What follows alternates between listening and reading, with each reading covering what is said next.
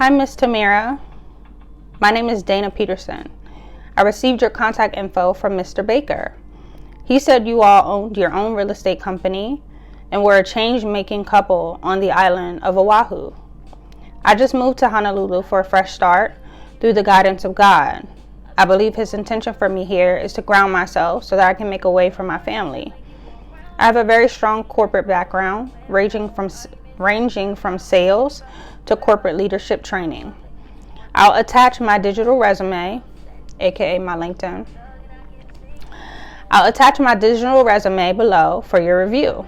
I recently launched a small business called PursuingHER, guiding women on their journey of self-discovery, helping them shift their mindset from corporate to corporation. I'm not sure how I can be of service to you or your family business, but I'm looking to obtain a contract in the areas of business consultation, business strategy, or training program management and development. I'm in need of room and board, and I'm willing to exchange my professional services so that I may begin building my foundation here. Any advice or guidance would be greatly appreciated. I hope your holiday was good to you and your family. Thank you in advance for your support. Dana. So while I was in Terminal A, actually before I even got my ticket, which is so interesting, I met this man named Mr. Baker, and I talked about him briefly, or I mentioned him, referenced him in a previous journal entry. But older black gentleman in his trade, I think, was electric, or I think he was an electrician by trade, and he had an electrician business, and we just were talking. I was there and he was there, and I was on my laptop, and he asked where I was traveling to, and I told him Honolulu. Mind you, I had not had my ticket yet. So I was just like talking to him, and he's like, oh, I know people in Honolulu. Like, you know, I told him about my vision and my mission and what I was doing, and I never mentioned to him that I didn't have my ticket yet. I just, was holding a conversation, holding space for what I knew was going to happen, which was I was going to Honolulu. And he shared with me these real estate, I think they were brokers or just investors, I'm not sure, but he said that they had lived in Honolulu, and he provided me their information. He texted them and told them that I was coming, and I just felt the momentum. I felt God putting things in place so that I would be confident and comfortable in taking the next step at every turn, right? Because I felt more grounded in going to Honolulu, having their contact information, despite the fact that they were strangers. Mr. Baker was a stranger. I didn't know him, but I knew everything that I was embarking on and experiencing was orchestrated by God, so I trusted it. There was just this blind faith and trust at every move, that when something came up, not to question it, because like I said in a previous video, because I created this and I created it with God, I know that yes, I still need to use my discernment, and I still need to use my intuition and be wise. I don't need to be foolish, but there's less apprehension when you know that God is in the front of you, when you know that He's gone before you, because you've already had a conversation with Him about how you would like things to go. So, because that was the case, when he gave me their contact information, I was like, whew, okay. So I'll get there, and I'm not saying that they're just going to let me come sleep at their house or give me one of their properties to live in, and I'm not saying that they're not. You know what I'm saying? But at least they can give me some direction on where to go. I had never been to Honolulu before.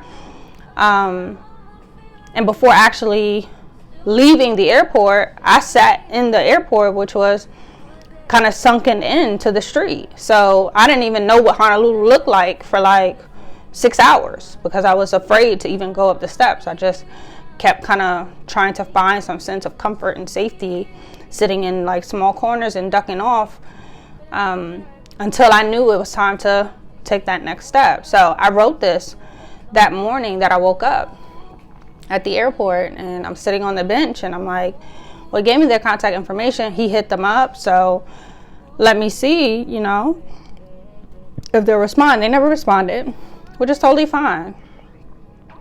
Maybe they just were, God's way of giving me a little pebble so that I would continue to take steps forward and not be fearful, right? Because if I know that, or if I feel like I'm going to have somewhere to go or somewhere to stay, or, you know, people who look like me to kind of curate and nurture me, then I'm going to feel a little safer, right? Everything is for everything. It's not always going to turn out the way we think it is. It's for something else. So meeting Mr. Baker, having that contact information, and then sending them this text message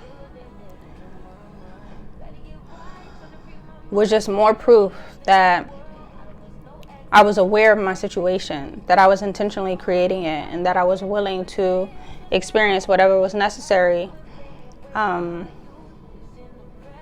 get to where it is that I was trying to go. And that there was nothing that I needed to concern myself with in regards to anything, really. And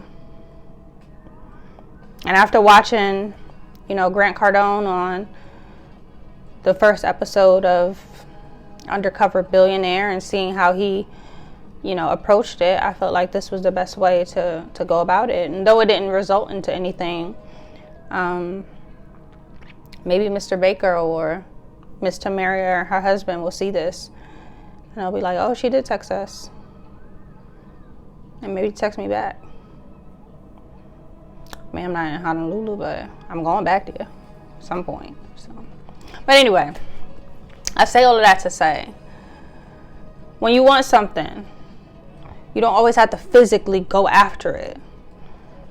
You have to be strategic. You have to identify what your strengths are, and you have to move in a knowingness. Desperation is never going to get you what you want. And even if it comes, it's going to leave just that fast, because the energy is not grounded in confidence. When you're creating something, you have to know that you are the creator and not a victim to the circumstance. And you could be a victim making $1 million. You can still be a victim. You can have a lot of fucking shit and still be a victim because of the way that you curated and created that environment.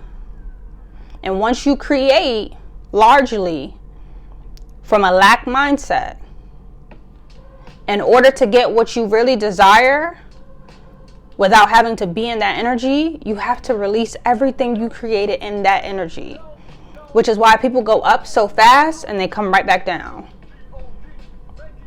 Because the goal was a number. The goal was material things. The goal was surviving or trying to externally prove to people that you can survive and that your past is not your determinant. But if you building from a resentful or, you know, not resentful, if you're building in spite of, right, trying to prove a point to people, it's all gonna crumble. You gotta want something from a pure place and out of a desire to give back. If you ever read Think and Grow Rich,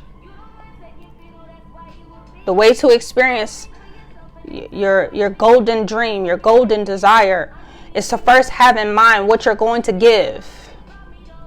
Not what you want. When you get this, what are you going to give?